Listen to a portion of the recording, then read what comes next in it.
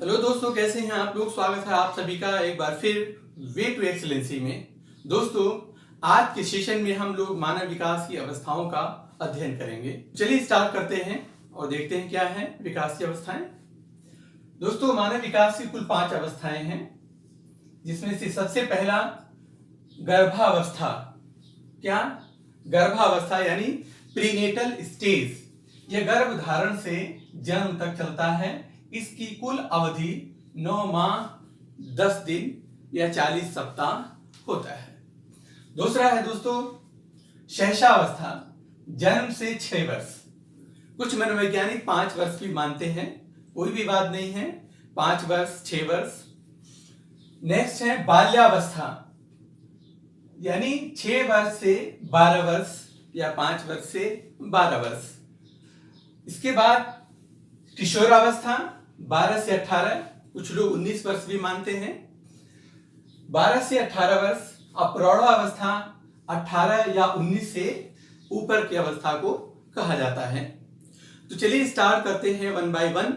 सबसे पहले लेते हैं शैशवावस्था। शैशवावस्था इन्फेंसी स्टेज। दोस्तों, इन्फेंसी जो शब्द है वो लैटिन भाषा के इन्फेंट, किससे? इन्फेंट शब्द से बना है, जो क्रमशः 2 इन और फरी शब्द से बना है।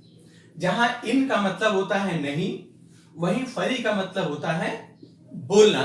क्या? बोलना। इस प्रकार यदि दोनों शब्दों का तालमेल देखें हम, तो हम कह सकते हैं बोलने में अयोग्य या जो बोल नहीं सकता। अतः दोनों शब्दों को मिलाकर के हम ये भी कह सकते हैं कि बोलने में अयोग्य। क्या? बोलने में अयोग्य। दोस्तों, आपको यहां बताना जरूरी है, कुछ मनोवैज्ञानिकों का मानना है कि जन्म से 3 वर्ष की अवस्था को शैशवावस्था और 3 से 6 वर्ष की अवस्था को पूर्व बाल्यावस्था कहते हैं। लेकिन शारीरिक और मानसिक पक्षों के और सीखने की तीव्रता को ध्यान में रखकर मनोवैज्ञानिकों ने जन्म से 6 वर्ष की अवस्था को शैशवावस्था कहकर संबोधित किया है। तो ये था इन्फेंसी का शाब्दिक मीनिंग। आइए देखते हैं कि शैशवावस्था से संबंधित कुछ फैक्ट्स, वो कौन कौन से बहुत इंपॉर्टेंट फैक्ट्स हैं। इनमें से ही सवाल पूछा जाता है कि किस मनोवैज्ञानिक ने किस संदर्भ में क्या कहा। सबसे पहले देखिए, वैलेंटाइन ने कहा यह अवस्था यानी शैशवावस्था सीखने का आदर्श काल है। क्या? आदर्श काल है। सबसे ज्यादा पूछा गया सवाल ये। क्रो एंड क्रो ने कहा शैशवावस्था 20वीं शताब्दी 12 की शताब्दी है, ये कहकर संबोधित किया। गुड एनफ कहते हैं बच्चे का जितना विकास होना होता है पूरी आयु में, उसका आधा, कितना? आधा मानसिक विकास 3 वर्ष में पूर्ण हो जाता है। 3 वर्ष में पूर्ण हो जाता है, ये कहा है। सिगमंड फ्रायड कहते हैं कि इस अवस्था में काम प्रवृत्ति की अधिकता पाई जाती है। किसकी? काम प्रवृत्ति की अधिकता पाई जाती है। साथ ही जेएस रॉस कहते हैं यह अवस्था कल्पनाओं का नायक। इस अवस्था में शिशु क्या होता है? कल्पनाओं का नायक व कल्पना शक्ति का पुंज। इस अवस्था को उन्होंने ये कह के संबोधित किया। गैसल कहते हैं, क्या कहते हैं गैसल? कि 6 वर्ष में बालक बाद के 12 वर्ष की 6 वर्ष में प्रथम 6 वर्ष में बालक बाद के 12 वर्ष से दुगुना सीखता है। यानी सबसे इंपॉर्टेंट काल कहा कि 6 वर्ष में बालक जितना सीख लेता है, बाद का जो 12 वर्ष है उससे ज्यादा, उससे दुगुना इस अवस्था में सीख लेता है। थॉर्नडाइक कहते हैं कि 3 से 6 वर्ष तक बालक अर्ध स्वप्नों में रहता है। इसमें अर्ध स्वप्नों में। स्ट्रेंज के अनुसार प्रथम 2 वर्ष भविष्य की आधारशिला बनते हैं। यानी प्रथम 2 वर्ष में भविष्य की क्या बनती है? आधारशिला। वाइगोट्स्की कहते हैं, वाइगोट्स्की यह अवस्था गुड्डे गुडियों की अवस्था है। क्या? इस अवस्था को उन्होंने गुड्डे गुडियों की अवस्था कहकर संबोधित किया। वॉटसन कहते हैं, वॉटसन कि यह अवस्था तीव्र विकास की अवस्था है। किसकी? तीव्र विकास की। दोस्तों, काफी इंपॉर्टेंट सी फैक्ट है मनोवैज्ञानिकों के अनुसार, आपको एक एक शब्द कंठस्थ होना चाहिए। आइए अब इसकी विशेषताओं पे नजर डालते हैं कि शैशवावस्था की क्या क्या विशेषताएं हैं। सबसे पहले सामाजिकता और नैतिकता का अभाव।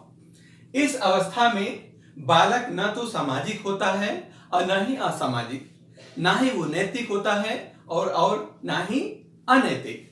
कहा भी गया है कि जन्म के समय बालक न सामाजिक होता है न असामाजिक। दूसरा दोस्तों, सीखने का आदर्श काल। किसने कहा? वैलेंटाइन ने। यह अवस्था सीखने का आदर्श काल है। क्या है? आदर्श। इस अवस्था में बच्चा जो कुछ भी सीखता है और बहुत तेजी से, बहुत तीव्रता के साथ सीखता है। कारण यह है कि बालक में सीखने की जो तीव्र जिज्ञासा होती है वो बहुत ज्यादा होती है। उसकी मेमोरी बहुत शार्प होती है। जो कुछ भी उसे सुनाया जाता है, जो कुछ भी वह दूसरों से सुनता है, सीखता है, उसे जल्दी याद कर लेता है। नेक्स्ट है दोस्तों, शारीरिक और मानसिक विकास में तीव्रता। इस अवस्था में शारीरिक और मानसिक दोनों ही चीजें बहुत तेजी से, तीव्र गति से विकसित होती हैं। नेक्स्ट है कल्पना जगत। इस अवस्था में बालक प्राय देखा जाता है कि कल्पनाओं में रहता है, कल्पना जगत में रहता है और मनगढ़ंत बातें करता है, अजीबोगरीब बातें करता है, उसका यथार्थ से कोई संबंध नहीं होता। नेक्स्ट है दोस्तों, अनुकरण द्वारा सीखना। शिशु क्या करता है? वो अपने माँ बाप का, दादा दादी का जैसा वो करते हैं देखकर उसका अनुकरण करता है। यानी जिस किसी को जैसा करते हुए देखता है उसका अनुकरण करता है। आजकल बच्चे जितने कार्टून्स होते हैं उसे देखते हैं और उसका अनुकरण करना सीख जाते हैं। यदि दादा रामू कहकर पुकारता है तो बच्चे भी रामू कहने लगते हैं। नेक्स्ट है दोस्तों, दोहराने की प्रवृत्ति। यह अवस्था जिज्ञासा की अवस्था है, ये मानते हैं। साथ ही इस अवस्था में बालक के अंदर एक ऐसी गुण होती है जिसे हम दोहराने की योग्यता कहते हैं। बालक किसी चीज को बहुत जल्दी जल्दी दोहराने लगता है। यदि किसी चीज को जितनी बार कहा जाए कि इसे बताइए बेटा, इसे बताओ, तो वह उसे अक्षरशः बताने लगता है। नेक्स्ट है दोस्तों, अंतर्मुखता। क्या? अंतर्मुखता, इंट्रोवर्ट। बालक जो होता है बालक जन्म के समय अधिकांशतः अंतर्मुखी होता है। उसकी सारी क्रियाकलाप स्वयं से केंद्रित होते हैं। नेक्स्ट है दोस्तों, दूसरों पर निर्भरता। इस आयु में बालक दूसरों पर निर्भर होता है। वह अपने माँ बाप पर, दूसरे किसी आया पर, दूसरे किसी व्यक्ति पर, या उसके लिए आया रखा गया है, दाई रखा गया है तो वो उस पर निर्भर करता है। इस अवस्था में कोई भी कार्य, चाहे वो खाना खाने का हो, पानी पीने का हो, मलमूत्र का हो, नहाने का हो, कपड़े पहनने का हो, सब कुछ वह दूसरों पर निर्भर करता है।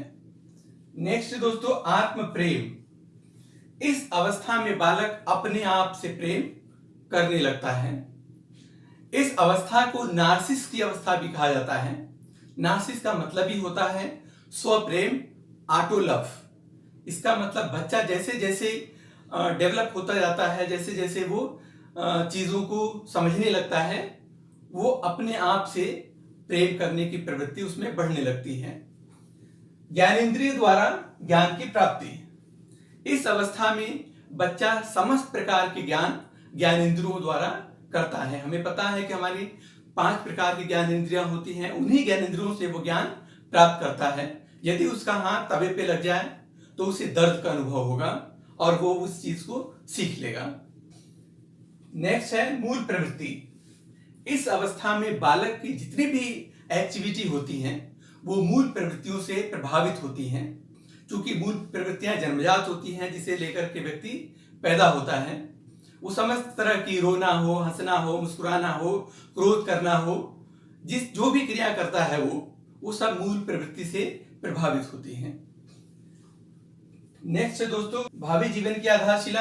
आपने देखा स्टैन क्या कहते हैं, प्रथम 2 वर्ष इतना महत्वपूर्ण होता है कि भविष्य में जो कुछ भी उसे बनना होता है वो 2 वर्ष की अवस्था में उसकी आधारशिला रख दी जाती है। फ्रायड ने कहा है कि भविष्य में जो कुछ भी जिसे बनना होता है वो प्रथम 5 वर्ष में बन चुका होता है, यानी उसकी आधारशिला 5 वर्ष में रखी जा चुकी होती है। इसलिए ये बहुत ही महत्वपूर्ण काल है शिशु की केयर टेकिंग करना, उससे लव करना, उसको भविष्य के लिए तैयार करना, उसकी समस्त प्रकार की जो शक्तियां हैं उसको डेवलप करने की अवस्था है। वो साथ ही साथ दोस्तों स्वार्थी प्रवृत्ति का भी होता है। इस अवस्था में बालक क्या होता है, जो भी वस्तु उनके पास आ जाती है वो उसे देते नहीं है, मांगो तो भी नहीं देते। इसका मतलब वो अपनी वस्तु को अपना समझकर किसी को देने की इच्छा नहीं रखते। नेक्स्ट है आत्म केंद्रितता। इस अवस्था में बालक जो होता है वो आत्म केंद्रित होता है, वो अकेले रहना पसंद करता है, इसलिए आत्म केंद्रितता की अवस्था इसे कहा जाता है। उसका सारा ध्यान, सारी चीजें, सारा फोकस खुद पे ही रहता है। नेक्स्ट है दोस्तों खिलौने की आयु। बड़ी अच्छी चीज है। अभी इन्होंने कहा वाइगोट्स्की ने गुड्डे गुडियों की अवस्था।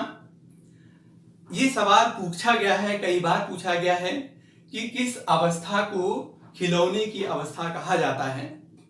तो किस अवस्था कहा जाता है, शैशवावस्था को। शैशवावस्था खेलने की अवस्था को कहा जाता है। साथ ही काम प्रवृत्ति, इस अवस्था में बालक में काम की जो प्रवृत्ति है वो बहुत ही तीव्र होती है। फ्रायड का पूरा शोध यही कहता है कि शैशवावस्था में काम प्रवृत्ति प्रबल होती है, अपने चरम पर होती है। यही कारण है कि इस अवस्था में बच्चे जो होते हैं वो अंगूठा चूसते हैं, खाना खाने का प्रयास करते हैं, कोई चीज हाथ में आ जाता है उसे निगलने का प्रयास करते हैं, कटिंग करने का काम करते हैं। साथ ही साथ इसी अवस्था में बच्चों में 2 तरह की कॉम्प्लेक्सेस डेवलप होते हैं। एक इडिपस कॉम्प्लेक्स जो बालक से संबंध रखता है, बालक यानी बालक जो होता है अपनी मां से प्रेम करता है और पिता से हेट करता है, नफरत करता है। और दूसरा कॉम्प्लेक्स है इलेक्ट्रा कॉम्प्लेक्स, ये लड़कियों से संबंधित होता है। लड़कियां अपने पिता से प्रेम करती हैं और मां से नफरत करती हैं, इसलिए इस अवस्था को काफी इंपॉर्टेंट अवस्था फ्रायड ने बताया है। नेक्स्ट दोस्तों संवेगों का प्रदर्शन। यही अवस्था है जब बालक अपने संवेग का प्रदर्शन करता है। हालांकि ब्रिजेस एक मनोवैज्ञानिक हैं जो कहती हैं कि जन्म के समय शिशु में किसी प्रकार का कोई संवेग नहीं होता, सिर्फ उत्तेजना होती है। आप बात तो समझ रहे हैं, सिर्फ क्या होती है, उत्तेजना होती है, उसे संवेग नहीं कहा जा सकता। हालांकि वाटसन ने प्रेम और क्रोध को संवेग माना है। भय हो, क्रोध हो, प्रेम हो, पीड़ा हो, सभी तरह का प्रदर्शन इस अवस्था में बालक करने लगता है, इसलिए इसे संवेगों के प्रदर्शन की अवस्था भी कहा जाता है। तो दोस्तों ये थे शैशवावस्था से संबंधित कुछ महत्वपूर्ण फैक्ट्स और उसकी विशेषताएं।